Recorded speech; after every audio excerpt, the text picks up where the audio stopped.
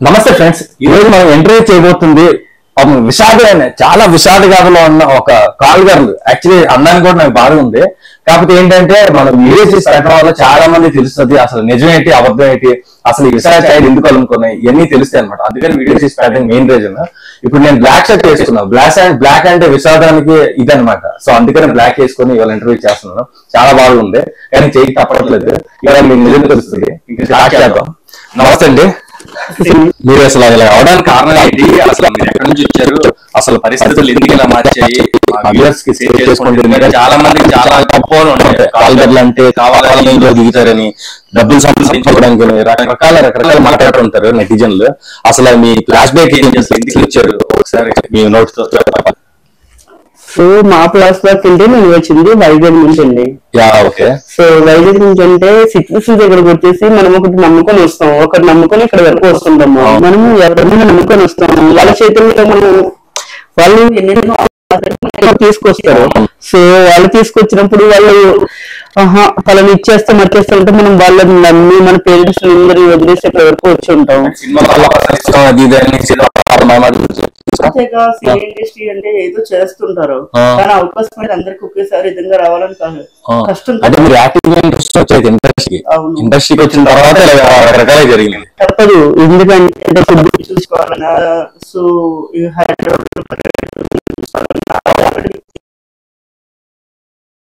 తప్పదు కదా.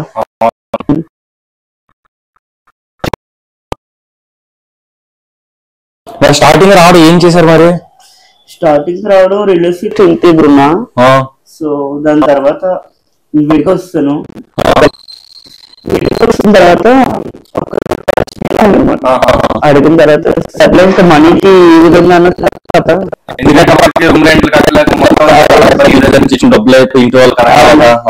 అవన్నీ మన ఇంటికి చెప్పలేం కదా. నన్ను ఒకరితో వచ్చిన వాళ్ళు బాస్ కూడా వెళ్ళిపోయారు. సో మన ఇంటికి సిచ్యువేషన్స్ ఇలాంటి సిచ్యువేషన్ ఇంటికి వెళ్ళి మరీ చెప్పలేంగా. ఇంటికి వెళ్ళి ఒక బ్రతుకు, ఇక్కడ ఉన్న ఒక బ్రతుకు, ఇంకా ఎందుకు ఇక్కడ ఉంటే బెటర్ కదా అని చెప్పేసి ఇలా. సో అలాగా జరిగి ఆ విధంగా మీరు అబ్బాయికి వెళ్ళాల్సి వచ్చింది. మరి ఆ తర్వాత ఆ పర్సన్ తర్వాత మరి అలాంటి ఈ ఛానల్లో ఎందుకు ఉన్నారు?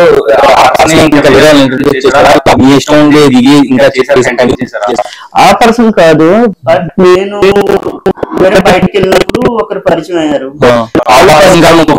అవును, వేరే పర్సన్ పరిచయం అయ్యారు. ఆ పర్సన్ సర్లే ఒక 2 days 3 days అలా హ్యాపీగా నాతో మాట్లాడు, ఫ్రెండ్లీ అన్నారు. దాని తర్వాత ఇది చెప్పారు. ఇది చెప్పిన వేరేకైతే మరి నీకు మనీ ఇబ్బంది అవుతుంది కదా, నీకు వెంటనే మనీ కావాలి అంటే వేరే రూమ్ దగ్గర నుంచి వెంటనే రూమ్ ఓనరు వెళ్ళిపోండి, 2 days లో మనీ ఇవ్వకపోతే చేయరే చెప్పారు. అవును. సో దాని తర్వాత ఎందుకు మన లగేజ్ కట్ట తీసుకుని అక్కడికి వెళ్ళలేము, అందుకని చెప్పేసి సర్లే రేపు ఒక 2 days లో మనీ రావాలంటే ఏం వస్తుంది మీరే చెప్పండి.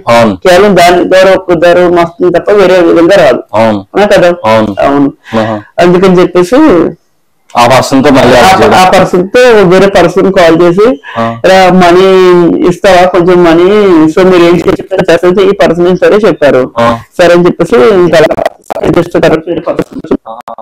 తను హెల్ప్ చేసినట్టేగా. ఆ విధంగా ఆ పర్సన్ ఫస్ట్ అయితే 2000. సో ఫ్రెండ్స్ చూసారు కదా, ఎవరికి ఇష్టంగా ఎవరో చేయరు. సో మేడం ఏంటంటే యాక్చువల్లీ టైం లేదు, చాలా ఇంపార్టెంట్ వర్క్ ఉందని అన్నారు హాస్పిటల్ వెళ్ళాలని. సో నెక్స్ట్ ఇంటర్వ్యూ మీరు ఇవ్వగలిగితే, టైం లేదు అన్నారు కాబట్టి ఓకే ఖచ్చితంగా ఒక్కసారి మాకు కొంచెం ఎక్కువ టైం స్పెండ్ చేసి ఇంటర్వ్యూ వరకు మా ప్రేక్షకులు చూపించడానికి.